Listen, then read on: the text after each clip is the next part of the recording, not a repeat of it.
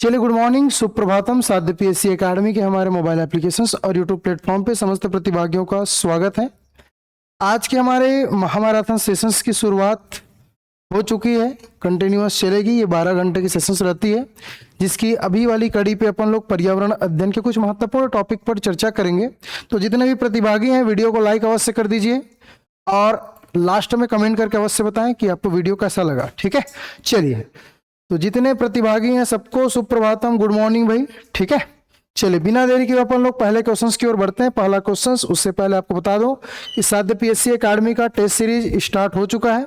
तो जो बच्चे सहायक शिक्षक भर्ती का टेस्ट सीरीज नहीं परचेस कर पाए हैं किसी कारणवश, अगर आप सहायक शिक्षक भर्ती की तैयारी कर रहे हैं तो बिल्कुल हमारा साध्य पीएससी एकेडमी का मोबाइल एप्लीकेशन डाउनलोड कीजिए और जो हमारी टेस्ट सीरीज है, जो कि 31 मई से शुरू हो चुका है, जो कि 16 अगस्त तक चलेगा, इसको आप परचेस करके पेपर दिला सकते हैं कभी भी। जो पुराने टेस्ट हैं उसका भी बेनिफिट आप ले सकते हैं। इसके लिए आपको साध्य पीएससी एकेडमी का हमारा मोबाइल एप्लीकेशन डाउनलोड करना पड़ेगा और मोबाइल एप्लीकेशन डाउनलोड करने के बाद जो भी हमारी टेस्ट सीरीज है, चाहे वो सहायक शिक्षक के लिए हो, चाहे शिक्षक के लिए हो, चाहे व्याख्याता के लिए हो, चाहे सीटेट के लिए हो, ये सब आप प्राप्त कर सकते हैं। कुछ स्पेशल ई बुक भी अवेलेबल है सहायक शिक्षक भर्ती के लिए, जिसमें से एक हमारा सीडीपी, पर्यावरण और साइंस, हिंदी, अलग अलग बुक्स हैं, उसको भी आप परचेस कर सकते हैं। कहाँ मिलेगा? तो साध्य पीएससी एकेडमी के हमारे ई बुक वाले सेक्शंस पे हमारी पर्यावरण की भी बुक अवेलेबल है। ठीक है, इसी तरीके से हिंदी का भी आपको मिल जाएगा। ठीक है, इसकी कीमत 128 रुपये। चलिए, साथ ही साथ अभी बिग मानसून ऑफर चल रहा है, उसका भी बेनिफिट आप उठा सकते हैं, जहाँ पे जितने भी हमारे कोर्सेस हैं, चाहे सीजीपीएससी हो, चाहे शिक्षक भर्ती हो, चाहे टेस्ट सीरीज हो, चाहे व्यापम के हो, चाहे सीजी सेट का भी कोर्स स्टार्ट हो चुका है, पेपर 1, तो जो भी चल रहे हैं उस पर आपको 70% का ऑफर देखने को मिलेगा। चलिए बिना देरी किए अपन लोग पहले क्वेश्चंस की ओर बढ़ते हैं। पहला क्वेश्चन हमारे स्क्रीन पे, पहला क्वेश्चन आपसे क्या पूछा जा रहा है? पहला क्वेश्चन आपसे ये पूछा जा रहा है कि भैया बताइए, कथन कारण वाले प्रश्न है, जिसमें एक कथन दिया गया है कि प्राथमिक स्तर पर पर्यावरण अध्ययन को एक एकीकृत विषय के रूप में पढ़ाया जाना चाहिए। सही है, यहां तक तो सही है, कोई दिक्कत नहीं है, न कि अलग अलग विज्ञान और सामाजिक विज्ञान के रूप में। ठीक है, कारण इधर है भैया। ठीक है, दूसरी तरफ कारण क्या है? इस आयु वर्ग 6 से 11 वर्ष के बच्चे अपने आसपास के वातावरण को खंडों में नहीं बल्कि एक समग्र रूप में देखते हैं। क्या ये रीजन हो सकते हैं? तो दोनों रीजन्स आपको पढ़ेंगे अच्छे से स्टेटमेंट को कि भाई प्राथमिक स्तर पे पर्यावरण का जो सब्जेक्ट है, क्या उसको एक इंटीग्रेटेड सब्जेक्ट के रूप में पढ़ाया जाना चाहिए। दूसरा, इसके पीछे रीजन ये है कि जो सामाजिक विज्ञान और विज्ञान जैसे सब्जेक्ट हैं, वो चूंकि 6 से 11 वर्ष के बच्चे आसपास के वातावरण को एक समग्र रूप से सीखे, ये हमारी मंशा है। क्या? तो बिल्कुल दोनों स्टेटमेंट सही है, कथन भी सही है और क्या है, कारण भी सही है। क्या कारण कथन का सही व्याख्या करता है? बिल्कुल करता है, ताकि एक साथ सीखे, होलिस्टिक रूप से सीखे, इसलिए हम इसको क्या कर रहे हैं, एक रूप में पढ़ा रहे हैं। इसलिए एसेरेशंस और रीजन दोनों सही हैं और रीजन एसेरेशंस की सही व्याख्या कर रही है। ठीक है, तो जितने भी प्रतिभागी थे जिनका ऑप्शन ए था, बिल्कुल करेक्ट आंसर है। Option number A is the correct answer. ठीक है, चलिए अगले क्वेश्चन की ओर बढ़ते हैं। अगला प्रश्न आपका क्या पूछा जा रहा है? अगला प्रश्न आपको पूछा जा रहा है कि स्वयं के पर्यावरण को समझना। ये हमारा पहला यूनिट है, आपको याद होगा, है ना? याद आ रहा है कि नहीं आ रहा है? स्वयं के पर्यावरण को समझना हमारा यूनिट 1 है। अब हम स्वयं के पर्यावरण को समझना थीम के अंतर्गत एक शिक्षक बच्चों को उनके स्थानीय पर्यावरण का भ्रमण करवाता है। इस गतिविधि का मुख्य उद्देश्य क्या हो सकता है? 4 अलग अलग कोट दिए गए हैं, 4 अलग अलग स्टेटमेंट दिए गए हैं। इन स्टेटमेंट को ध्यान से पढ़िए और बताइए कि जो स्वयं के पर्यावरण को समझने का थीम है, इसका मेन पर्पस क्या हो सकता है? बच्चों में अवलोकन और दस्तावेजीकरण के कौशल का विकास करना है क्या? पाठ्यपुस्तकीय ज्ञान को वास्तविक जीवन के अनुभवों से जोड़ना है क्या? या स्थानीय पर्यावरण की समस्याओं के प्रति संवेदनशीलता विकसित करना है? या बच्चों को कक्षा के अनुशासन से कुछ समय के लिए राहत देना है? ये JKLM अलग अलग 4 कोट दिए गए हैं। इसके बिना पे 4 ऑप्शंस दिए गए हैं। ए, केवल J और K सही है। बी, केवल K, L और M सही है। और सी, केवल J, K, L सही है। या डी, J, K और L, चारों ऑप्शन सही हैं। चलिए, मैक्सिमम बच्चों का यहाँ पे मैं कमेंट देख पा रहा हूँ। ठीक है, सारे बच्चे कमेंट्स करेंगे, आंसर मैं सबका रिप्लाई देख रहा हूँ। ठीक है, तो बिल्कुल आप लोग रिप्लाई जारी रखें, क्योंकि इससे प्रैक्टिस होगा। ज्यादा समय नहीं लूंगा क्योंकि मैं क्वेश्चंस फास्ट मोड पे कराने वाला हूं, क्योंकि एग्जाम हॉल में उतना समय नहीं लगेगा। एक्सप्लेनेशन में मुंह से दूंगा, लिखूंगा नहीं, ठीक है, ताकि आपको चीजें समझ भी आए। तो यहाँ पर ये बोला जा रहा है कि वास्तव में जो हम स्वयं के पर्यावरण को समझने का प्रयास करते हैं, या बच्चा पर्यावरण के समझने का प्रयास करता है, इसको वास्तव में क्यों डाला गया है, इसके मेन पर्पस क्या होंगे। क्या जो जे वाला स्टेटमेंट है ये सही है कि बच्चों में अवलोकन और दस्तावेजीकरण के कौशल का विकास करना है, क्या सही है? हमने पढ़ा भी था कौशल विकास, याद आ रहा है? अवलोकन मेथड मैंने पढ़ाया था कि बच्चा अवलोकन करके चीजों क्या करेगा, सीखेगा। तो ये बिल्कुल सही स्टेटमेंट जे वाला, ठीक है, कि अवलोकन शक्ति क्या करेंगे, विकास करेंगे। के क्या बोल रहा है सर? के बोला जा रहा है कि पाठ्यपुस्तकी ज्ञान को वास्तविक जीवन के अनुभव से जोड़ना। यस, यही हमारा मेन गोल है, यही हमारा मेन पर्पस है कि जो बच्चे आसपास में पर्यावरण की चीजों को देख रहे हैं उसको वास्तविक जीवन से क्या करेंगे, कनेक्ट करेंगे। स्थानीय पर्यावरण की समस्याओं के प्रति संवेदनशीलता विकसित करना, क्या सही है? यस, ये भी सही है कि जो स्थानीय स्तर पर जल प्रदूषण है, वायु प्रदूषण है, जो गंदगी है, कचरा है, या स्कूल में जो भी समस्या है ना, उन सारी समस्याओं को क्या करना है, उनके प्रति संवेदनशील विकसित करना है। अगर आप बच्चों को पेड़ कटाने का मजा ले रहे हो तो बच्चा कल के डेट में वो भी पेड़ कहां से लगाएगा, तो उसके प्रति हम क्या करेंगे, संवेदनशीलता जागृत करेंगे। बच्चों को कक्षा के अनुशासन से कुछ समय के लिए राहत देना, ये सही है? ये गलत स्टेटमेंट है भाई, ऐसा कभी नहीं होगा कि हम ऐसा कुछ इसलिए नहीं पढ़ाते कि बच्चों को अनुशासन में राहत दें, इसलिए एम कट जाएगा, और एम कटेगा तो हमारा which is the correct answer C. तो जितने भी प्रतिभागी हैं सबका आंसर बिल्कुल सी है। सर जी ईवीएस बुक एमसीक्यू का आंसर कहाँ मिलेगा? देखो, बुक के 2 सेक्शंस हैं। इस जो हमारी बुक है इसकी 2 सेक्शन है, बहुत सारे बच्चे कंफ्यूज हो रहे थे, थोड़ा सा मैं आपको बता देता हूं। ये हमारी जो ईवीएस की ई बुक है इसके 2 सेक्शन होंगे। एक सेक्शन पे हमारी ई बुक है जिसमें थ्योरी प्लस एमसीक्यू है। थ्योरी स्टार्ट होता है मॉडल पेपर से, 2 मॉडल पेपर है, उसके उत्तर लास्ट पेज में दिए होंगे। लास्ट पेज मतलब 196-97 पेज नंबर में, मॉडल आंसर 1, मॉडल आंसर 2 करके। फिर पूरे थ्योरी दिए गए हैं, उसके बाद प्रैक्टिस सेट दिया गया है, पूरे प्रैक्टिस सेट लगभग 25 प्रैक्टिस सेट होंगे, उसके भी आंसर लास्ट पेज में दिए हैं 198-99 पेज में। तो आप लोग इधर उधर कॉल करने की जरूरत नहीं भैया, पुस्तक को पहले ढंग से देख लिया करो, ठीक है। मैं बहुत सारे बच्चों का थोड़ा सा बात किया तो समझ आया, पुस्तक को देखे नहीं सर इसका आंसर कहाँ है, इसका आंसर भाई देख तो लो पहले यार। लेकिन जो शनिवार को मैं एमसीक्यू कराता हूं, जैसे आज करा रहा हूं, इसकी जो पीडीएफ अभी है ये भी पीडीएफ वहीं पे अपलोड करा देता हूं ताकि बच्चे को ढूंढने में आसानी हो, ठीक है। तो उसके आंसर तो यूट्यूब में ही मिलेंगे जब मैं करा रहा हूं, तो उसके अलग से आंसर नहीं मिलेंगे, ठीक है। तो जो ये वाला जो क्वेश्चन करा रहा हूं ना, ये आपको सीधा सीधा मैं डाल देता हूं, इसके आंसर आपको नहीं मिलेंगे। लेकिन खुशखबरी की बात यह है कि पूरे यूनिट के लगभग 55 सेट, मतलब अगर पर्यावरण का बोला जाए तो 25 सेट अभी और डलने वाले हैं, ठीक है। वो सबको मिलेगा, ऐसा नहीं है कि जो अभी खरीदेंगे उसी को मिलेगा, जो ले लें उसको भी मिलेगा। तो 25 सेट अभी पूरे आंसर के साथ, व्याख्या के साथ अभी डलने वाले हैं, ठीक है। चलिए, तो ये थी आप लोग की जानकारी, तो कंफ्यूजन नहीं होना भैया। अगला प्रश्न आपकी स्क्रीन पे, पर्यावरण शिक्षण के सिद्धांतों का उनके सही अर्थ से मिलान कीजिए। तो कुछ पर्यावरण के शिक्षण के सिद्धांत दिए जो कि मैंने क्लास में पढ़ाया हुआ है। अब इन पर्यावरण शिक्षण के सिद्धांत को उनके सही अर्थ से आपको मिलान करना है। एक्स दिया है क्रियाशीलता का सिद्धांत, वाई दिया है सहसंबंध का सिद्धांत, और जेड दिया है स्थानीय से वैश्विक का सिद्धांत। That's it. तो ये कुछ सिद्धांत दिए गए हैं, इन सिद्धांतों को मैच करना है। बच्चों के पूर्व अनुभवों और स्थानीय परिवेश को आधार बनाना। दूसरा दिया है करके सीखने पर बल देना। और तीसरा बात है कि पर्यावरण को अन्य विषय जैसे कि गणित है, भाषा है, इसके साथ जोड़कर क्या करना, पढ़ाना। चलिए, विच इज द करेक्ट आंसर?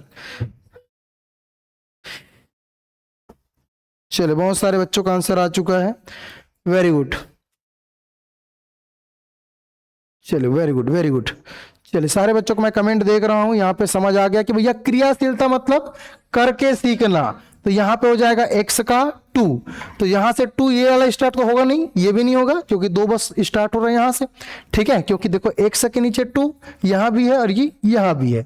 सहसंबंध का सिद्धांत, सहसंबंध मतलब क्या होता है, पर्यावरण को अन्य विषय के साथ जोड़ना, उसके साथ पढ़ाना क्या कहलाएगा, सहसंबंध का सिद्धांत। तो यहाँ पे तीसरा वाई का ये वाला हो गया, इसलिए ऑप्शन नंबर ए। स्थानीय से वैश्विक का सिद्धांत क्या होगा कि बच्चों के पूर्व अनुभव और स्थानीय परिवेश को क्या बनाना, आधार बनाना, ठीक है, तो ये हमारा करेक्ट आंसर हो जाएगा ऑप्शन नंबर ए, और लगभग लगभग सारे बच्चों का बिल्कुल करेक्ट है। चौथा क्वेश्चन आपकी स्क्रीन पे, चौथा प्रश्न आपसे क्या पूछा जा रहा है, प्राथमिक स्तर पर पर्यावरण अध्ययन के शिक्षण में कहानी और कविताओं का प्रभावी ढंग से उपयोग करने का मुख्य उद्देश्य क्या है। सिंपल सी बात है कि पर्यावरण की बुक में जो कविता कथा कहानी दिया है उसको जोड़ने का मेन पर्पस क्या है ये आपको बताना है। तो क्या है कविता कहानी जोड़ने का मेन पर्पस, ए कक्षा के वातावरण को जीवंत और आनंददायक बनाना, संदर्भगत अधिगम परिवेश प्रदान करना, बच्चों में भाषाई और कलात्मक कौशल का विकास करना, या पाठ के अंत में दिए गए अभ्यास प्रश्नों को आसानी से हल करवाना। Which is the correct answer, option number A, B, C and D. चलिए मैं सारे बच्चों का कमेंट बिल्कुल देख रहा हूं, बहुत सारे बच्चों का आंसर आ चुका है। मैक्सिमम बच्चे सी, कुछ डी, कुछ बी। क्या हो जाएगा आप लोग वाले बच्चे? सी। क्या है सी भैया? बच्चों में भाषाई और कलात्मक कौशल का विकास करना। कहानी के माध्यम से आप बच्चों को भाषाई और कलात्मक कौशल का विकास कैसे करोगे? आंसर हो जाएगा भैया। चलिए सारे बच्चों को मैं आंसर देख रहा हूं, वेरी गुड, बहुत बढ़िया, ठीक। लगभग लगभग ऑल इन ऑल सारे बच्चों का आंसर बी है, और B is the correct answer कि संदर्भगत अधिगम परिवेश प्रदान करना। हम लोग उसको क्या कर रहे हैं? परिवेश प्रदान कर रहे हैं। मतलब ऐसा होता है जब हम कविता कहानी पढ़ाते हैं ना तो इमोशनली चीजों के साथ जुड़ते हैं, ठीक है। जैसे कि एक राज्य में एक गरीब व्यक्ति था। अब ऐसे मैंने बोला था आप लोग के पास थोड़ा इमोशनल आ जाएगा, अरे यार गरीब व्यक्ति मतलब थोड़ा समझ रहे हो ना। अब मैं क्रूर राजा था तो दिमाग में कैसे चलेगा? क्रूर था तो थोड़ा सा तलवार वाले किसी काट वाट होगा, ऐसे समझ रहे हो ना। तो ये जो संदर्भगत अधिगम परिवेश है वो हम प्रदान करेंगे इसके माध्यम से, कहानी और कविताओं के माध्यम से। अच्छा सी क्यों नहीं हो सकता, इसके बारे में थोड़ा डिस्कस कर लेते हैं। क्योंकि जैसे आप लोग सी बोल रहे हैं, सी नहीं होने के कारण ये है क्योंकि जो सी है वो अमूर्त विचारधारा प्रदान नहीं कर रहा है। जनरली हम कहानी को अमूर्त विचारधारा के लिए बताते हैं। अमूर्त मतलब जो दिखाई नहीं देती। तो कविता कहानी में जो रोल प्ले होता है वो हमको कहाँ दिखाई देगा, ठीक है। तो जो अमूर्त अवधारणा है उसको समझने के लिए हम कविता कहानी का यूज करते हैं। लेकिन ये बच्चों में भाषाई और कलात्मक कौशल, ये तो भाई भाषा से होगा, ठीक है। कलात्मक कौशल मतलब पेंटिंग डेंटिंग, उससे थोड़ी सिखाओगे कविता कहानी से, ठीक है। इसलिए option number B is the correct answer, ठीक है। अगला प्रश्न आपकी स्क्रीन पे 5वां नंबर का कथन ए दिया है, पर्यावरण अध्ययन की कक्षा में बच्चों के व्यक्तिगत अनुभवों को महत्व देने से शिक्षक को लाभ मिलता है। ये सही है? क्या सही है ये कि पर्यावरण अध्ययन की कक्षा में बच्चों के व्यक्तिगत अनुभवों को महत्व देने से शिक्षक को लाभ मिलता है? कारण दिया गया है, इससे शिक्षक बच्चों के वैचारिक पृष्ठभूमि को समझ पाते हैं और अधिगम को उनके जीवन से जोड़ पाते हैं। बढ़िया क्वेश्चन से, ठीक है। ऑप्शन नहीं दिख रहे हैं सर, क्या हो गया भाई? ऑप्शन क्यों नहीं दिख रहे होंगे?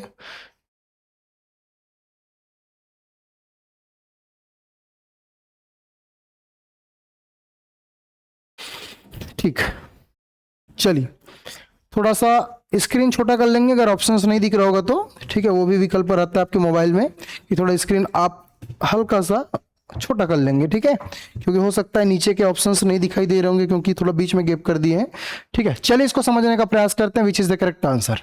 हमको यहाँ पे क्या बोला गया है? हमको ये बोला गया है कि भाई पर्यावरण अध्ययन की कक्षा में बच्चों के व्यक्तिगत अनुभवों को महत्व देने से शिक्षक को लाभ मिलता है। यस, लाभ मिलेगा। कैसे मिलेगा? इसको जानने के लिए हम लोग अपने पूर्व ज्ञान के बारे में बच्चों को जानने का प्रयास करेंगे। जब टीचर हम क्या करेंगे, बच्चे पहले से क्या जानते हैं उसको जानने का प्रयास करेंगे। भाई जो चीज बच्चे जानते हैं, जो उसके अनुभव में होगा, उसको हम कनेक्ट करके नई चीज सिखाएंगे। यही तो सिखाने का तरीका है ना, कि पुराने ज्ञान में नए ज्ञान को क्या करेंगे, मिला के बच्चों को पढ़ाएंगे, ऐड करा के बच्चों को पढ़ाएंगे। तो इससे शिक्षक को यह बेनिफिट हुआ, ठीक है, कि उनके अनुभव जो है, उनके पुराने ज्ञान है, उसको नए ज्ञान से हमने ऐड कर दिया। इससे शिक्षक बच्चों के वैचारिक पृष्ठभूमि मतलब उनके जो पहले से जो कॉन्सेप्ट, जो बैकग्राउंड बने हैं या कॉन्सेप्चुअल जो बैकग्राउंड बने हैं वो कितने स्ट्रांग है, उसको टीचर क्या करेंगे, समझ पाते हैं और अधिगम को उनके जीवन से जोड़ पाते हैं। ये रचनावादी उपागम का मेथड्स है, मतलब एक टॉपिक है रचनावादी उपागम, वहीं से क्वेश्चन फ्रेम किया हूं कि वास्तव में रचनावादी उपागम का अर्थ क्या होता है। रचनावादी उपागम का मतलब ये होता है कि टीचर ये समझे कि बच्चे अब पुराने ज्ञान में कितना इन्वॉल्व है, उनको पुराने ज्ञान के बारे में कितना आता है, और उन्हीं पुराने ज्ञान को नए ज्ञान से है ना टीचर कनेक्ट करके क्या करते हैं, पढ़ाते हैं, ताकि वास्तविक जीवन से अधिगम को क्या कर सके, कनेक्ट कर सके। Option number A is the correct answer. Assertions reason दोनों सही है और रीजन एसेरेशंस की सही व्याख्या कर रही है। ठीक है, गुड मॉर्निंग एवरीबॉडी, जितने जुड़ रहे हैं सबको गुड मॉर्निंग। ठेंगा जरूर लगाए भैया, है ना, वीडियो को लाइक अवश्य कर देंगे सारे बच्चे। ठीक है, चलिए अगले क्वेश्चंस की ओर बढ़ते हैं। अगला प्रश्न आपकी स्क्रीन पे, और ये आपसे क्या पूछा जा रहा है, एक लंबे चौड़े प्रश्न आपके सामने है। पर्यावरण अध्ययन के पाठ्यक्रम में थीम आधारित उपागम को अपनाया गया है। आप सबको पता है पर्यावरण के कितने थीम है? नहीं पता? सब सहायक शिक्षक भर्ती की तैयारी कर रहे हो ना? पर्यावरण कितने थीम है? सीजी टेट तो निकल गया ना सबका, कितने थीम है बताओ? पर्यावरण कितने थीम है? अरे यार पूरा पर्यावरण थीम पे आधारित है। जो हम ये पर्यावरण के जितने टॉपिक्स पढ़ते हैं वो 6 थीम में बटे हुए हैं। कितने थीम में बटे हुए हैं? 6 थीम। ठीक है, अभी थ्योरी क्लास में आगे पढ़ाऊंगा उसको। ठीक है, एक बार हमारी जो पुरानी बैच है उसमें पढ़ा चुका हूं। ठीक है, तो पर्यावरण कितने थीम में बटे हुए हैं? 6 थीम। ठीक है, परिवार और मित्र पहला सेक्शंस, पूरे टॉपिक्स पढ़ेंगे परिवार और मित्र। उसके अंदर हाथी परिवार को भी देखेंगे, मधुमक्खी परिवार को कहाँ से आता है हाथी क्वेश्चंस, मधुमक्खी क्वेश्चंस कहाँ से आएंगे, चिड़िया क्वेश्चंस कहाँ से आते हैं, सीटेट में आता है कि नहीं आता है? सीजीटेट में भी आता है, लेकिन सीजीटेट थोड़ा सा रैंडम अलग टाइप का प्रश्न बनाते हैं, लेकिन ये सब उसी की। वास्तव में हाथी परिवार से क्या सीख सकते हैं, मधुमक्खी फैमिली से हम क्या सीख सकते हैं? ठीक है, तो वहां से आया वो। दूसरी टॉपिक क्या है? आवास। ठीक है, तो जितने हम लोग आवास पढ़ते हैं, जल के बारे में जो पढ़ते हैं, यात्रा के बारे में जो पढ़ते हैं, मानचित्र पढ़ते हैं ना पर्यावरण में, कहां से आया मानचित्र? चाल दूरी समय से क्वेश्चन आता है, नोटिस किए, उत्तर दक्षिण पूर्व पश्चिम से क्वेश्चन आता है, नक्शा से क्वेश्चन आता है, कहां से आया? यात्रा से। ठीक है, चीजें जो हम बनाते हैं और करते हैं एक और थीम है। ठीक है, तो ये अलग अलग 6 हमारे थीम्स हैं, डिटेल से चर्चा करेंगे थ्योरी क्लास में। ठीक है, चलिए तो यहां पे हम लोग देख रहे हैं कि पर्यावरण अध्ययन के पाठ्यक्रम में थीम आधारित उपागम को अपनाया गया है, न कि पारंपरिक विषय आधारित। क्या इसके संभावित कारण है, इसको जानने का प्रयास करते हैं। यह विषयों की सीमाओं को तोड़कर एक संयुक्त और अंतः विषय समझ विकसित करता है। क्या सही स्टेटमेंट है? क्या देखते हैं। यह शिक्षकों के लिए पाठ योजना बनाने के कार्य को आसान और सरल बनाता है। यह बच्चों के लिए उनके परिचित परिवेश में सार्थक अधिगम को बढ़ावा देता है, और यह पर्यावरण को केवल एक सैद्धांतिक विषय बनाने से रोकता है। चलिए सारे बच्चे आंसर देंगे। ठीक है, यस भारती बिल्कुल करेक्ट आंसर है। चलिए ठीक, चलिए सारे बच्चे आंसर देंगे भाई। मैक्सिमम बच्चों का आंसर आ रहा है ए, कुछ आंसर आ रहा है बी।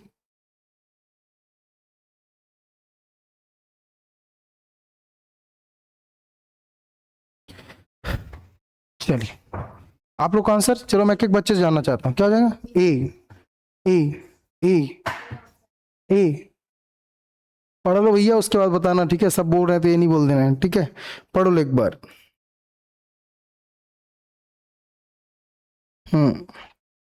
चलिए यहाँ पे सारे बच्चों का आंसर आ चुका है और सारे बच्चों का आंसर ए है। जितने भी बच्चे जो ऑनलाइन जुड़े हैं, है ना, कितने जुड़े हैं बताता हूं भैया, है ना।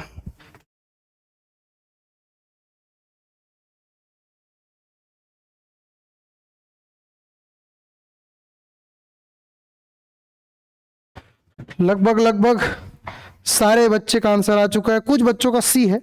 ठीक है, चलिए देखते हैं आंसर मैं बताता हूं। ठीक है, ध्यान से क्वेश्चंस पढ़ना। देखो कंपटीशन कितना कम है, अब यहां से मैं अंदाजा लगा रहा हूं। ठीक है, क्योंकि तुम्ही लोग तो दिलाओगे सहायक शिक्षक भर्ती का पेपर। ठीक है, पर्यावरण अध्ययन के पाठ्यक्रम में थीम आधारित उपागम को अपनाया गया है, न कि पारंपरिक विषय के आधारित। इसके क्या कारण होंगे? अगर ऐसा किया गया है तो इसके पीछे क्या कारण होंगे, उसको हमको ढूंढना है।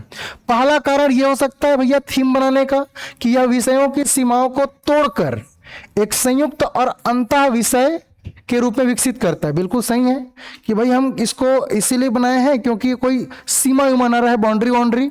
हम सारे तरफ से कुछ भी पढ़ सकते हैं। हम ग्लोबल वार्मिंग भी पढ़ रहे हैं, हम मिट्टी के बारे में भी पढ़ रहे हैं, तो छोटा सा मिट्टी के बारे में भी पढ़ रहे हैं और पूरे विश्व के बारे में भी पढ़ रहे हैं, तो ये अंतः विषय तो हो गया। तो ये तो रीजन है ही है, तो ऑप्शन नंबर ए बिल्कुल, सॉरी कूट नंबर जे बिल्कुल करेक्ट है। दूसरा यहां पर मैं बताने का प्रयास कर रहा हूं, दूसरा क्या है, यह शिक्षकों के लिए पाठ योजना बनाने के कार्य को आसान और सरल बनाता है। क्या तुम लोग के लिए बनाया गया सिलेबस? हमेशा बाल केंद्रित शिक्षा की बात होनी चाहिए, कभी भी शिक्षक केंद्रित कोई चीजें नहीं होती, याद रखना। कभी भी कोई भी प्लानिंग्स बनाई जाती है, कोई भी पॉलिसीज बनाई जाती है, कोई थीम बनाई जाती है, तो ये प्लान, ये पॉलिसी और थीम कभी भी टीचर को ध्यान में रख के नहीं बनाई जाती है। हमारे यहाँ चलता है बाल केंद्रित शिक्षा, चाइल्ड सेंटर्ड एजुकेशन। तो जो भी हम पॉलिसीज बनाएंगे, जो भी हम प्लान बनाएंगे, जो भी थीम्स बनाएंगे, वो किसको देख के बनाएंगे? बालकों को, बच्चों को देख के बनाएंगे, चिल्ड्रन को देख के बनाएंगे। कभी भी शिक्षक को देख के नहीं बनाएंगे कि शिक्षक को लेसन प्लान बनाने में आसानी होगा। ये सही है क्या? गलत स्टेटमेंट। ठीक है, तो क्या है? गलत है। या बच्चों के लिए, ये सही है, या बच्चों के लिए उनके परिचित परिवेश में सार्थक अधिगम को बढ़ावा देता है। Yes, it is the correct option L. अगला देखते हैं। अगला हमको यह देखने को मिल रहा है कि यह पर्यावरण को केवल, यहां पे रोकता हूं, यह पर्यावरण को केवल एक सैद्धांतिक विषय, सैद्धांतिक मतलब थ्योरी सब्जेक्ट, एक होता है प्रैक्टिकल सब्जेक्ट, एक होता है थ्योरी सब्जेक्ट। क्वेश्चन ऑप्शन ध्यान से देखो, यह पर्यावरण को केवल एक सैद्धांतिक विषय बनने से रोकता है। सही बात है ये भैया, रोका जा रहा है, समझ रहे बात को? सैद्धांतिक विषय मतलब थ्योरेटिकल सब्जेक्ट बनने से रोका जा रहा है, और इसको क्या सब्जेक्ट बना दे रहा है? प्रैक्टिकल सब्जेक्ट, प्रायोगिक विषय। और यही तो हम चाहते हैं कि बच्चा करके चीजों को सीखे। समझ आया कि नहीं आया? तो ये स्टेटमेंट क्या है? सही है, क्योंकि यहां पे पूछा क्या गया है?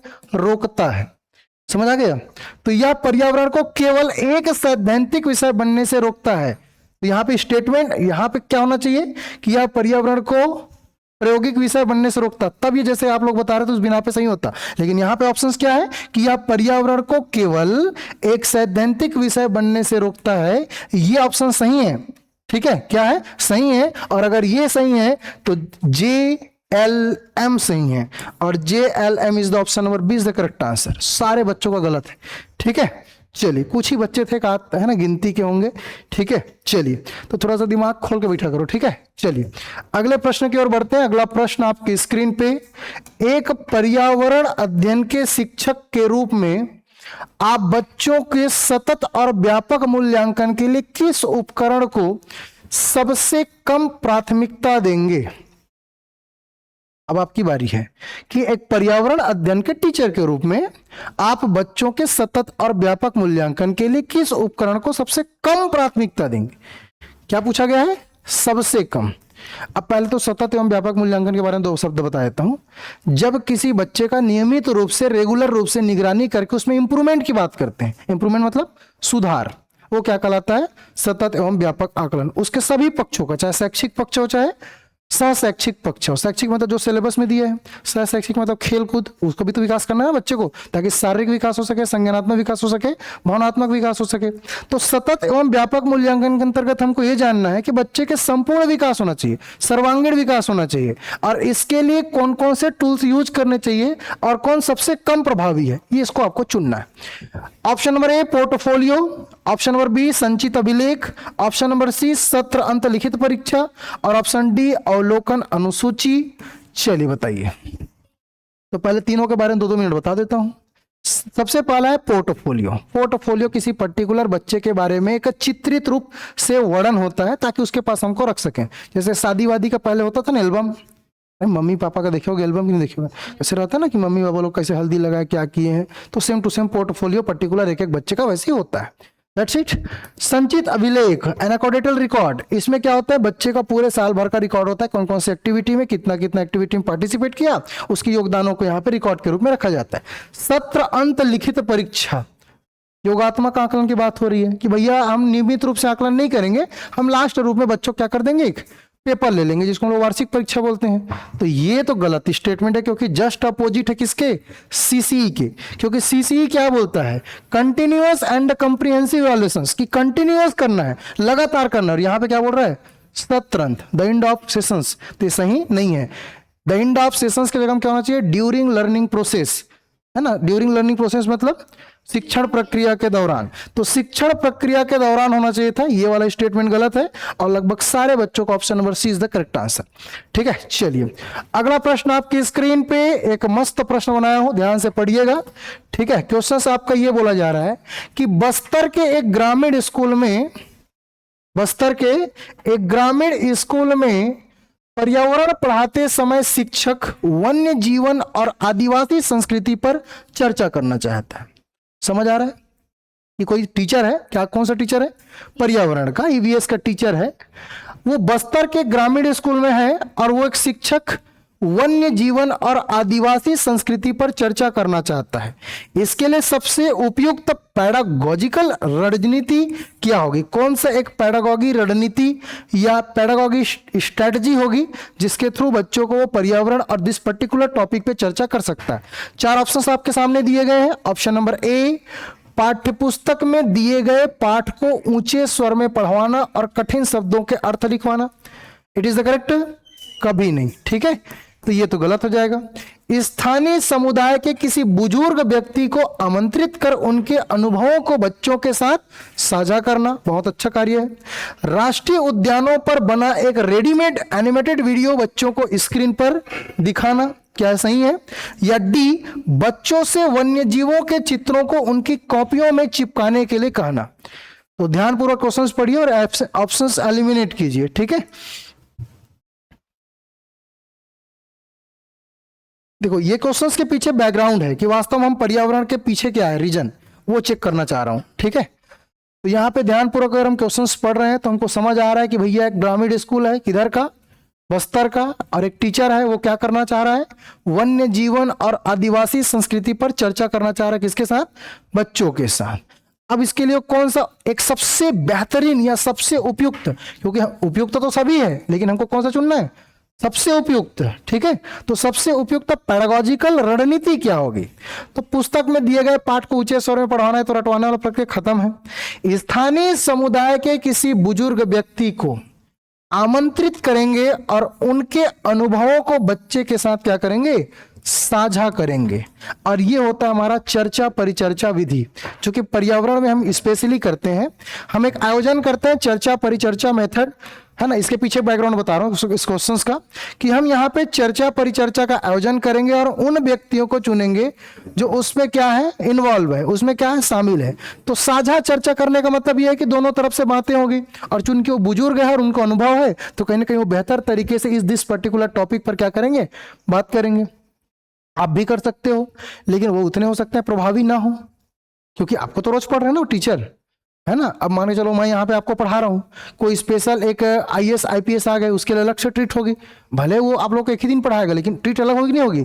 बस वैसी बात है कि अगर वो आएंगे और वो अपने अनुभव साझा करेंगे तो उनको अपनापन लगेगा।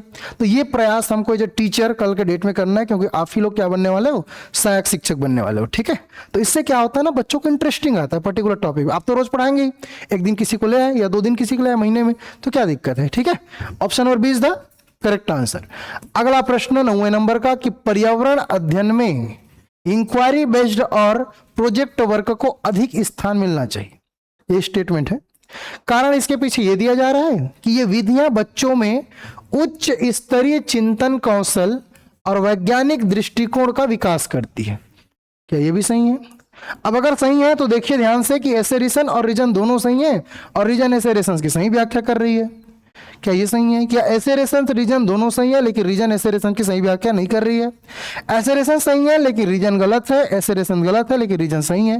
तो ध्यानपूर्वक स्टेटमेंट पढ़िए और आंसर दीजिए, क्या हो जाएगा? ठीक, चलिए ऑनलाइन वाले बच्चों से जान लेते हैं भैया।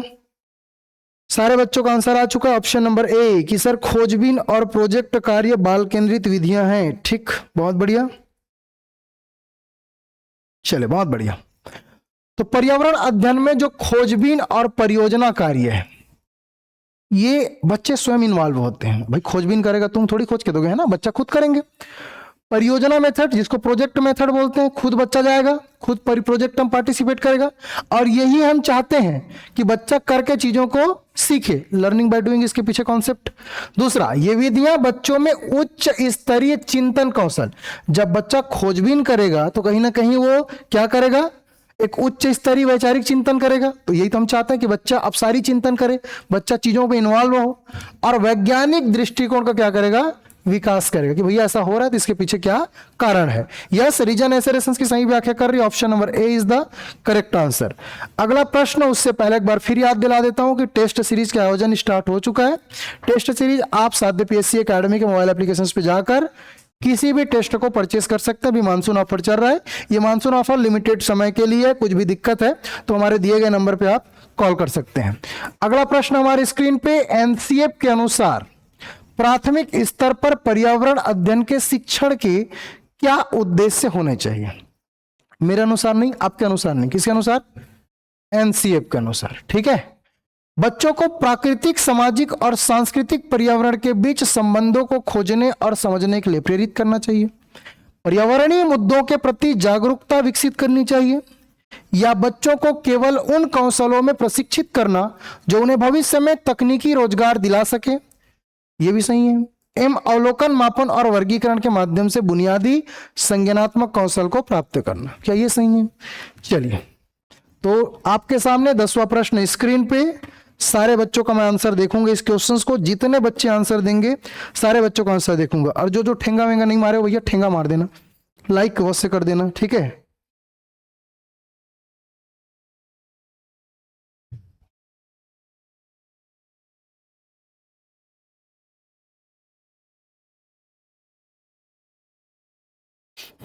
तो क्या उद्देश्य है? नौकरी दिलाना बच्चों को है? बताओ, क्या व्यवसायिक और तकनीकी रोजगार दिलाना हमारा क्या उद्देश्य है? नहीं है ना, ऐसा उद्देश्य हमारा बिल्कुल नहीं है। तो पर्यावरण पढ़ाने का उद्देश्य एनसीएफ के अनुसार क्या है? बच्चों को प्राकृतिक, सामाजिक और सांस्कृतिक पर्यावरण के बीच क्या करना, संबंध खोजने समझने के लिए प्रेरित करना, यह पर्सपेक्टिव है। पर्यावरणीय मुद्दों के प्रति जागरूकता विकसित करना, यह भी सही है। बच्चों को केवल, अगर तो इसी कट गया, निगेटिव वर्ड है केवल। ठीक है, तो केवल यही चीज तो नहीं है ना, और भी है। हाँ, अगर ये केवल नहीं रहता तो एक बार चांस बन रहा है, समझ रहे हो बात को?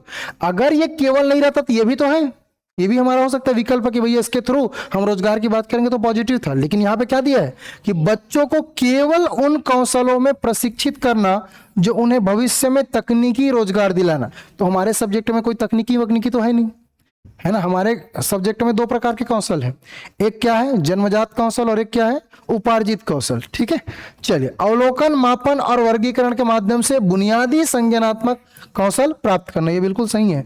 तो यहाँ पे जे, के और एम कहा भैया, B is the correct answer. ठीक है, चलिए, तो जितने बच्चे जिनका आंसर बी है भैया, बल्ले बल्ले, अगले प्रश्न की ओर बढ़ते हैं।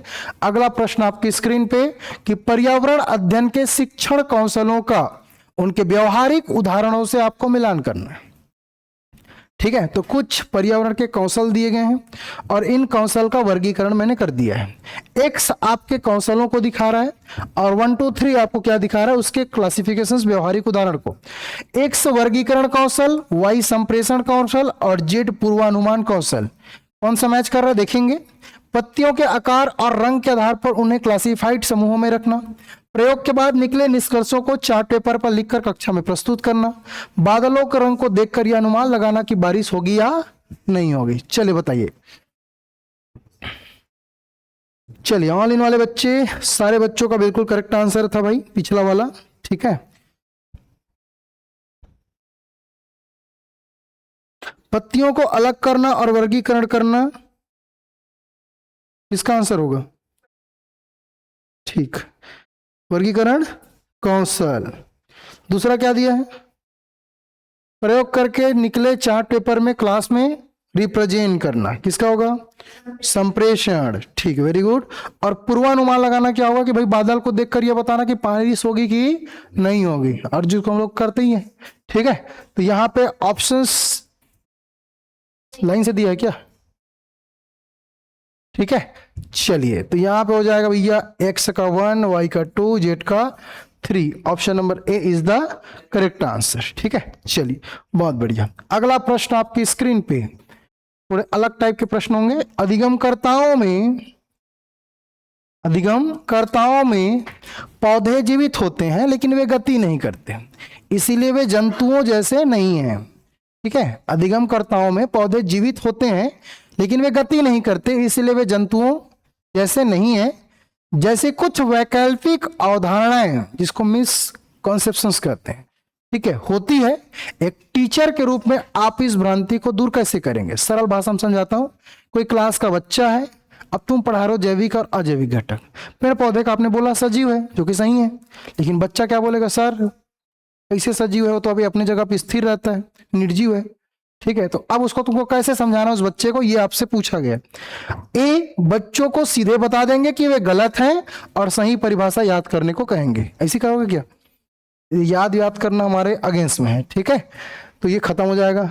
छुई मुई के पौधे का अवलोकन कराकर या पौधे में प्रकाश की ओर झुकाव का प्रयोग दिखाकर, भैया गति कर रहा है कि नहीं कर रहा है, तो ये होल्ड रखता हूं। ठीक है, इस विषय को छोड़ देंगे क्योंकि आगे नहीं पढ़ूंगा। ठीक है, ब्लैक बोर्ड पर पौधे और जंतुओं का एक तुलनात्मक चार्ट बनाकर व्याख्या करेंगे। नो, हम यहाँ पे एक्सपेरिमेंटल मेथड यूज करेंगे भैया, क्योंकि बच्चों को सिखाना है ना, रटवाना थोड़ी है। तो हम क्या करेंगे, बच्चों को छुई मुई का पेपर दिखाएंगे, या कुछ पौधे जैसे सूरजमुखी है, आपने देखा होगा सूरजमुखी देखना जिधर से सन आता रहता है ना, उसी डायरेक्शन पे वो उसके फ्लावर्स होते हैं। छुई मुई का पौधा देखना कि कैसे आराम से हल्का से सेंसिटिविटी आती है और वो क्या हो जाता है, सिकुड़ जाता है, इसका मतलब गति कर रहा है, यही ना। तो हम बच्चों को दिखा सकते हैं बेटा ऐसा नहीं है, वो चलेगा फिरेगा थोड़ी, इधर उधर घूमेगा थोड़ी, लेकिन उसमें गति होती है। इसलिए option number B is the correct answer, क्योंकि आप एक्सपेरिमेंटल मेथड का यूज करके बच्चों को यह सिखा दिए कि वास्तव में बच्चा पेड़ पौधे गति कर रहे हैं। अगला प्रश्न आपके ऐसे रेसेंस रीजन वाले, कक्षा पहली और दूसरी में पर्यावरण अध्ययन के लिए कोई अलग पाठ्य पुस्तक नहीं है, सही बात है क्या? तो याद रखना, कई बार बता चुका हूं कि पहली दूसरी में एनसीईआरटी के अकॉर्डिंग कोई पर्यावरण की पुस्तक नहीं है। क्लास तीसरी से स्टार्ट होता है, तो क्लास थर्ड, क्लास फोर्थ और क्लास फिफ्थ क्लास में आपको देखने को मिलेंगे। इन कक्षाओं में पर्यावरण से जुड़े सारोकारों और मुद्दों को भाषा और गणित के माध्यम से समेकित किया जाता है। ठीक है, ये भी कोशिश मैंने कई बार बताया है कि भैया पर्यावरण अध्ययन की पुस्तक भले पहली दूसरी में नहीं है, लेकिन हिंदी है, अंग्रेजी है, गणित तो है, और इन हिंदी गणित अंग्रेजी के माध्यम से हम बच्चों को क्या पढ़ाते हैं? पर्यावरण पढ़ाते हैं। तो ये करेक्ट आंसर है कि भैया इसी रीजन के वजह से हम लोग ऐसे रेसेंस को कर पा रहे हैं। अगर भाषा नहीं होती, अगर गणित अंग्रेजी हिंदी नहीं होती, तो हम कैसे पर्यावरण को बच्चों को सिखाते? तो रीजन है ये, इसीलिए क्या दिया गया है? ऐसे रेसेंस। ठीक है, इसलिए रीजन ऐसे रेसेंस की सही व्याख्या कर रही है। अगला प्रश्न आपकी स्क्रीन पे, बच्चों को पर्यावरण कैसे पढ़ाएं? ये यूनिट का नाम है कि बच्चों को पर्यावरण कैसे पढ़ाएं। याद आ रहा है ना? बच्चों को पर्यावरण कैसे पढ़ाएं, इसके संदर्भ में निम्नलिखित में से कौन से कथन बाल केंद्रित शिक्षा शास्त्र, चाइल्ड सेंट्रेड पेडागॉजी का समर्थन करते हैं? आपको बताना कौन सा भैया ऐसा है जो चाइल्ड सेंट्रेड पेडागॉजी का समर्थन करते हैं। जेकेएलएम 4 अलग अलग कूट दिए गए हैं, इन कूट को ध्यान से पढ़िए और एक करेक्ट ऑप्शन चुनिए।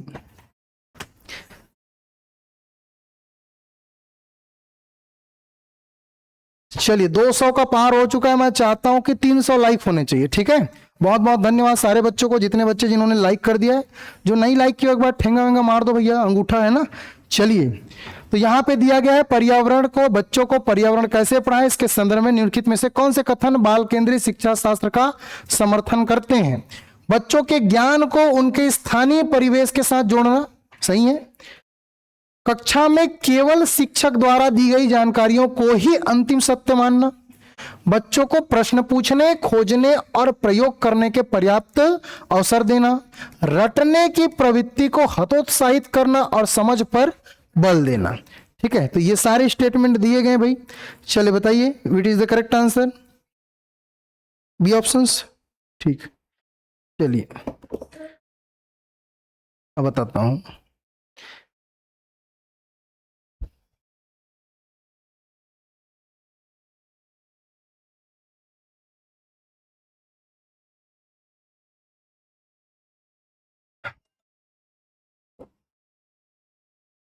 चलिए, तो यहां पे हम क्या देख रहे हैं, यहां पे स्टेटमेंट है, 5 मिनट और रहेगा हमारी क्लासेस। चलिए यहाँ पे स्टेटमेंट देखता हूं क्या पूछा जा रहा है कि बच्चों के ज्ञान को उनके स्थानीय परिवेश के साथ क्या करेंगे, जोड़ेंगे। ये सही है। यस के क्या बोला जा रहा है, कक्षा में केवल शिक्षक द्वारा दी गई जानकारियों को ही अंतिम सत्य मानेंगे। सही है क्या, नहीं है भैया, एकमात्र स्रोत थोड़ी है। केवल मतलब वही बोल रहे हैं ना कि एकमात्र स्रोत क्या है, टीचर द्वारा दिया गया, तो बिल्कुल क्या है, गलत है। बच्चों को प्रश्न पूछने, खोजने और प्रयोग करने के पर्याप्त अवसर देना। यस हम चाहते हैं बच्चों को अवसर दें। रटने की प्रवृत्ति को हतोत्साहित करना और समझ पर बल देना। हतोत्साहित मतलब डिक्रीज करना है ना, तो यहां पे पॉजिटिव स्टेटमेंट है जे के और एम। अच्छा जे एल एम कहां है जी, बी।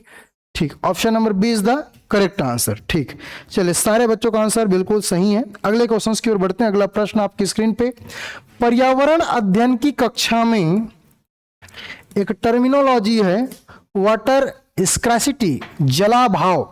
विषय पढ़ाते समय बच्चों को वास्तविक समस्या से अवगत कराने का सबसे रचनात्मक तरीका क्या होगा। चलिए ऑप्शंस देखिए ध्यानपूर्वक कि कौन सा जलाभाव विषय पढ़ाते समय बच्चों को वास्तविक समस्या से अवगत कराते हैं और इसमें कौन सा रचनात्मक तरीका होगा। जल संरक्षण पर एक निबंध लिखवा देंगे क्या, पाठ्य पुस्तक की डायग्राम को ब्लैक बोर्ड पर दोबारा बनवाएंगे क्या, बच्चों को अपने पड़ोस में पानी की बर्बादी, उपयोग का सर्वे और उस पर चर्चा करने के लिए कहेंगे कि जो जल में अभाव आ रहा है, जल में जो कमी आ रहा है, इसके पीछे क्या रीजंस होंगे। कक्षा में पानी बचाने के नारों की एक सूची तैयार करवाएंगे, नहीं करवा सकते हो, लेकिन वो सबसे उपयुक्त तरीका नहीं है क्योंकि हमको क्या पूछा गया है, रचनात्मक तरीका सबसे बेटर तरीके से ऑप्शंस पे चुनना है। ठीक है, चलिए सारे बच्चों का सही आंसर कि भाई सर्वे के माध्यम से बच्चों को फील्ड में भेजेंगे और वास्तविकता की जानकारी ग्रहण करेंगे। अगला प्रश्न, एक मैडम है, शिक्षक है, सॉरी एक शिक्षक है, बच्चों के गृह कार्य का मूल्यांकन करते समय यह देखता है कि एक छात्र ने कचरा प्रबंधन पर बहुत ही अलग और नवोन्मेषी, इनोवेटिव जिसको बोलते हैं नयाचार, नवाचार, ठीक है, विचार लिखे हैं। इनोवेटिव क्या लिखे हैं, विचार लिखे हैं। कौन, छात्र ने। यह छात्र किस प्रकार के चिंतन का प्रदर्शन कर रहा है, यह आपको बताना है। ए अभिसारी चिंतन, बी अपसारी चिंतन, सी आत्मकेंद्रित चिंतन और डी तार्किक असंगत चिंतन। ठीक है, चलिए तो आपके सामने चार ऑप्शंस दिए गए हैं, इन चार ऑप्शंस में से करेक्ट ऑप्शंस आपको चुनना है। ठीक है, चलिए फटाफट सारे बच्चे आंसर देंगे, सीडीपी क्वेश्चन से समझो क्या है भाई। ठीक, सारे बच्चों का बिल्कुल करेक्ट आंसर है कि अपसारी चिंतन हमको कराना है। What is the meaning of अपसारी चिंतन, कौन बताएगा। चिंतन में ना सर बहुत सारे उत्तर हो सकते हैं एक ही प्रश्न में, नए नए विचार बच्चे खोज करते हैं कि इसका आंसर से जल बुलाओ ना सर को, हो गया तो क्या क्या हो सकता है, और अभी सारी चिंतन में एक क्वेश्चन का एक एक्यूरेट आंसर हो। ठीक, आप बताएं अपसारी चिंतन।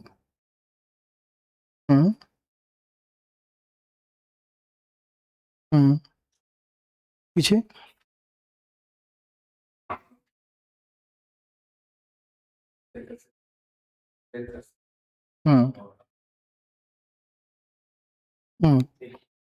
ठीक, मतलब मूल बात यह है कि लिख से हटकर कोई नया चीजें सोचना। ठीक है, जो पॉइंट्स है उसको छोड़कर अलग अलग एंगल पे चीजों को सोचना क्या कहलाता है, अपसारी चिंतन। ठीक है, यस, तो इसी को बोला गया कि भैया उनको जो गृह कार्य का मूल्यांकन करते समय उन्होंने देखा कि एक छात्र कचरा प्रबंधन पर बहुत ही अलग और नवाचार विचार लिखे हैं।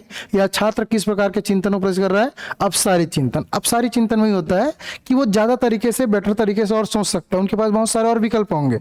ठीक है, वो कुछ अलग ऐसे सोच रहे हैं जो अदर स्टूडेंट या अदर छात्र नहीं सोच रहे हैं। ठीक है, उसको हम लोग क्या बोलते हैं, इनोवेटिव या डाइवर्जेंट थिंकिंग। अगला है कथन ए और कारण आर।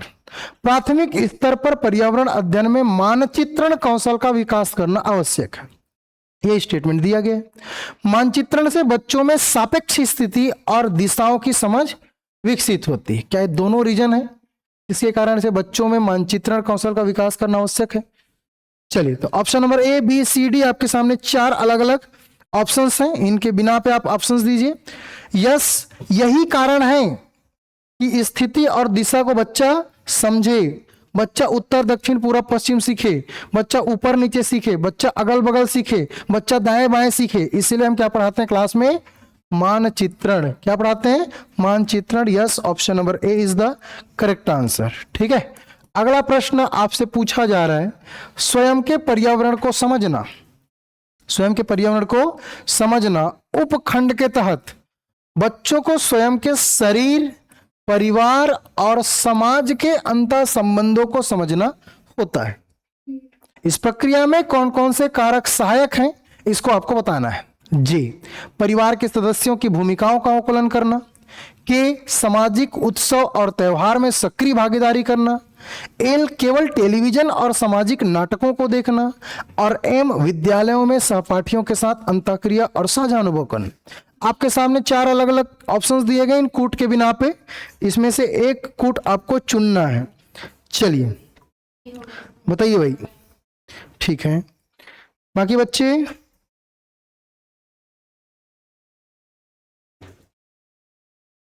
केवल टेलीविजन देखना, सामाजिक नाटकों को देखना सही है? नहीं, देखो निगेटिव वर्ड है। कौन सा? केवल। भाई केवल टेलीविजन से थोड़ी होगा, है ना। इसके लिए और क्या क्या हमारे पास ऑब्जर्वेशंस मेथड है जिस पर हम काम कर ही रहे हैं। सक्रिय रूप से बच्चा भागीदारी दे ही रहा है, बच्चा अंतःक्रिया कर ही रहे हैं, यही तो हम चाहते हैं। ये हमारी पैडागॉजी की लास्ट क्लास होगी पर्यावरण की। अब अगले सैटरडे से मैं फैक्चुअल क्वेश्चंस लाऊंगा। फैक्चुअल क्वेश्चन मतलब ओरिजिनल का पर्यावरण से क्वेश्चंस। ठीक है, ओरिजिनल का पर्यावरण मतलब समझ रहे हो ना। क्वेश्चंस टर्मिनोलॉजी से आएंगे, क्वेश्चंस पर्यावरण के बैकग्राउंड से आएंगे। तो अगले सैटरडे से हम अपने सिलेबस के, सिलेबस में तो भी है ठीक है, लेकिन कोर फैक्टुअल पर बात करेंगे। फैक्ट जैसे कि फॉर एग्जांपल ब्रटलैंड रिपोर्ट में क्या था, या ब्रटलैंड रिपोर्ट कब आया था, मॉन्ट्रियल प्रोटोकॉल में किन बातों का उल्लेख हुआ था, ठीक है, या सस्टेनेबल डेवलपमेंट के ये वाला लक्ष्य किससे संदर्भित है, या हम ये बात करेंगे कि भाई मिट्टी की संरचना क्या होती, काली मिट्टी क्या होती, कपास के लिए कौन सी मिट्टी, है ना। तो ये सारी चीजों पर बात करूंगा। ठीक है, तो अब जितने भी क्लासेस होंगे वो कोर फैक्चुअल नॉलेज पे बेस्ड होंगे कि आपको वास्तव में पर्यावरण की कितनी नॉलेज है, फैक्चुअल चीजें। ठीक है, तो पैडागॉजी लगभग खत्म हो चुका है, उसके बाद हम उसमें आएंगे। फिर लास्ट टाइम उसको कंबाइन तरीके से फिर अपन बनाएंगे। ठीक है, जैसे कि लास्ट हमारी थ्योरी क्लासेस में मैंने कोशिश किया था कि कुछ पारिस्थितिक पिरामिड आपको समझाया गया था। तो उन पारिस्थितिक पिरामिड से अलग अलग टाइप के प्रश्न पूछे जाएंगे कि वास्तव में अगर अर्न टाइप के पिरामिड बनाए जा रहे हैं तो अर्न टाइप के पिरामिड बनने से जनसंख्या पे क्या प्रभाव पड़ेगा, कौन से देश में अर्न टाइप का पिरामिड बनता है, त्रिभुजाकार पिरामिड जनसंख्या को कैसे रिप्रेजेंट करता है, या हमने एक और कौन सा देखा था, घड़ा, मटका, है ना, सॉरी घंटी, घंटी क्या देखा था, बेल। तो जो बेल है, घंटी है, वो किसको रिप्रेजेंट करता है। तो इन टाइप के जो कोर सब्जेक्ट इस पर बात करेंगे। ठीक है, चलिए अगले क्वेश्चंस की ओर बढ़ते हैं। इसका आंसर क्या हो जाएगा, जे के और एम। ठीक है, जे के और एम कहा गया, B is the correct answer. अगला प्रश्न आपकी स्क्रीन पे 19वां नंबर का, प्राथमिक स्तर पर पर्यावरण अध्ययन की पाठ्यपुस्तकों में निम्नलिखित में से कौन सी विशेषता नहीं होनी चाहिए, कौन सी विशेषता नहीं होनी चाहिए, आपको चुनना है।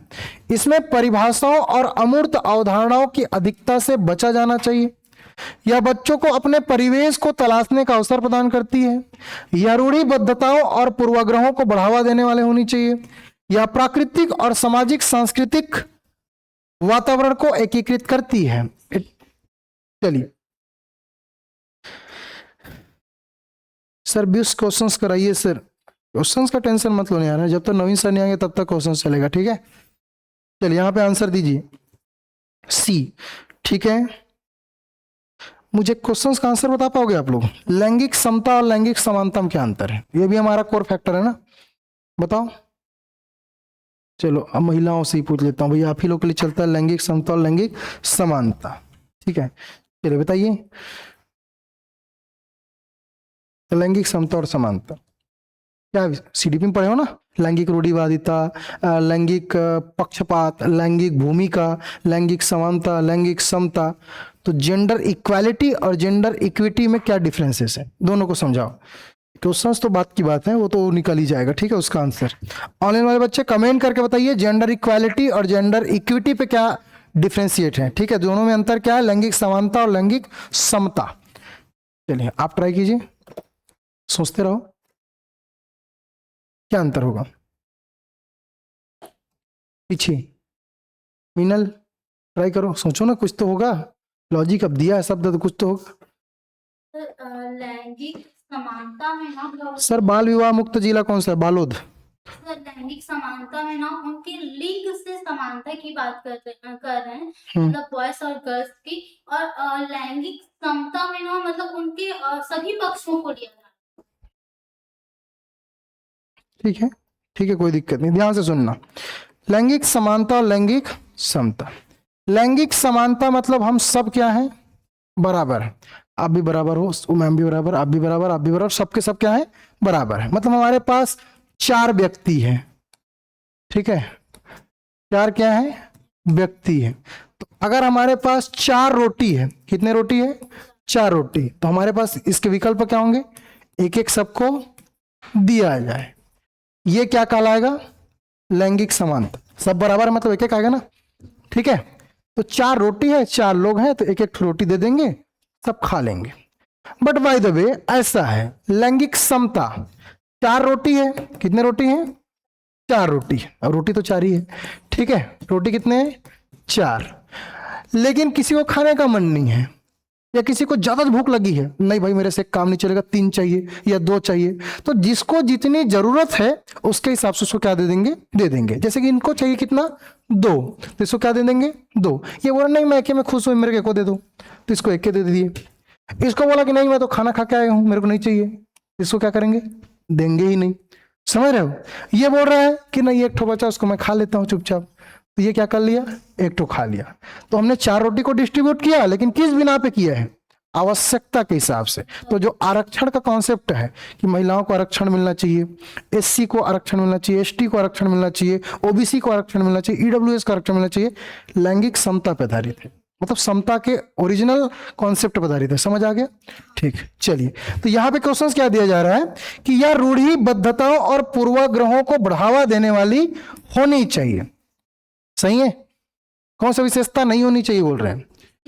चलिए आंसर आ चुका, यस। आप सबका आंसर बिल्कुल करेक्ट है कि भाई कभी भी हम इसी बारे में बात करते हुए कि कभी भी हम जो लैंगिक रूढ़िवादिता है या लैंगिक रूढ़िबद्धता है या पूर्वाग्रह को बढ़ावा नहीं देंगे। इन दोनों का मतलब समझते हैं। रूढ़िबद्धता क्या है? रूढ़िबद्धता मतलब जो प्राचीन काल से परंपराएं चली आ रही है, जिसको हम लोग रूढ़िवादी विचारधारा बोलते हैं। तो रूढ़िवादी मतलब, रूढ़ मतलब होता है पुराना, है ना, प्राचीन काल से, तो जो नियमित रूप से चली आ रही, जैसे कि बहू आई है नहीं नहीं, ससुर के सामने से ढक के रखना जरूरी है, सास के सामने से ढक के रखना जरूरी है। ये रूढ़िवादी परंपरा की नहीं है, हालांकि संस्कार से जुड़ा है। मैं नहीं बोल रहा हूँ कि पता चले कमेंट आ जाएगा, ठीक है। तो यहाँ पे मैं उस चीज को संस्कार से नहीं जोड़ रहा हूँ, बस परंपराओं को बता रहा हूँ, ठीक है। या लड़कियां जीन्स नहीं पहन सकती, केवल सूट और क्या पहनेंगी? साड़ियां पहनेंगी। ये लैंगिक रूढ़िवादिता ही तो है। आज भी गाँव के कई लड़कियां, कई परिवार में ऐसे हैं कि उसको जीन्स टॉप पहने नहीं देते, उसको केवल क्या पहनते हैं? सूट। वो खुद गुड फील नहीं कर पाती क्योंकि उसके फैमिली में चला ही नहीं है। तो ये है लैंगिक रूढ़िबद्धता। या लड़कियां केवल डॉल से खेलेंगी, है ना, डॉल मतलब गुड़िया जो होता है ना, पुतरी पुतरा जिसको बोलते हैं, उसी से खेलेगी, वो क्या है? लैंगिक रूढ़िवादिता। लेकिन लड़के कहाँ जाएंगे? ग्राउंड जाएंगे क्रिकेट खेलने या फुटबॉल खेलेंगे। तो ये प्राचीन धारणाएं क्या हो रही है? बन चुकी है। पूर्वाग्रह, पूर्वाग्रह मतलब एक विचारधारा है। मतलब एक विचारधारा करने मतलब आपने पहले से चीज को मान लिया है कि यही चीज ऐसा होगा ही, तो उसको बोलते हैं पूर्वाग्रह। उसके कारण से बहुत सारे समस्याएं आती है, ठीक है। जैसे कि फॉर एग्जांपल शादी में ऐसा करना ही है, ये मान लिए हो, पूर्वाग्रह लेके चल रहे हो, लेकिन कोरोना काल में देखे हो पूरे नियम धर्म का इधर उधर का हो गया था। एक दिन में किसी किसी का शादी हुआ, पता ही नहीं, अरे शादी हो गया तुम्हारा, ऐसा टाइप का था, ठीक है। मतलब पता ही नहीं चला किसका कब शादी हुआ, क्या हुआ, कौन से रीति रिवाज थे, कौन कहाँ थे, ठीक है। तो पूर्वाग्रह मतलब जो नियम कानून आप एकदम मन में बैठा के रखे हो कि 16 जून को बारिश होगी, मतलब होगी भाई, जलवायु पे डिपेंड करेगा ना, तुम्हारे ऊपर थोड़ी डिपेंड करेगा, ठीक है। तो ये दिमाग लगा के रखना क्या कहलाता है? पूर्वाग्रह। तो ऐसा हम कभी भी अपने पर्यावरण अध्ययन की पाठ्य पुस्तक में नहीं मानेंगे। इसका दुरुपयोग क्या है? इसका दुरुपयोग ये है कि पर्यावरण पढ़ाते समय लड़कियों को खाना बनाते हुए दिखा रही है चित्र के माध्यम से, पाठ्य पुस्तक की बात हो रही है। लड़कों को खेती किसानी करते, क्या लड़कियां नहीं कर सकती? महिलाएं नहीं कर सकती खेती किसानी? कर सकती है कि नहीं कर सकती है? नर्स दिखा रही तो महिला दिखा रही है, पुलिस दिखा रहा है तो लड़कियां पुलिस नहीं बन सकती? क्या बन सकती है ना। तो ये क्या कराता है? पूर्वाग्रह, ठीक है। Option number C is the correct answer. 20, आपकी पर्यावरण की कक्षा में एक बच्चा आंशिक रूप से दृष्टि बाधित है, बच्चों को पर्यावरण कैसे पढ़ाएं के सिद्धांत के अनुसार आप अपनी शिक्षण रणनीति में क्या बदलाव करेंगे, ये आपको बताना है। आपकी शिक्षण रणनीति में आप क्या बदलाव करने जा रहे हैं। सीडीपी चल रहा है कि ईवीएस, दोनों चला रहा हूं साथ में, ठीक है। चलिए आगे बढ़ते हैं भैया। ए, उसे कक्षा की अग्रिम पंक्ति में बिठाएंगे और केवल मौखिक स्पष्टीकरण पर ध्यान देंगे।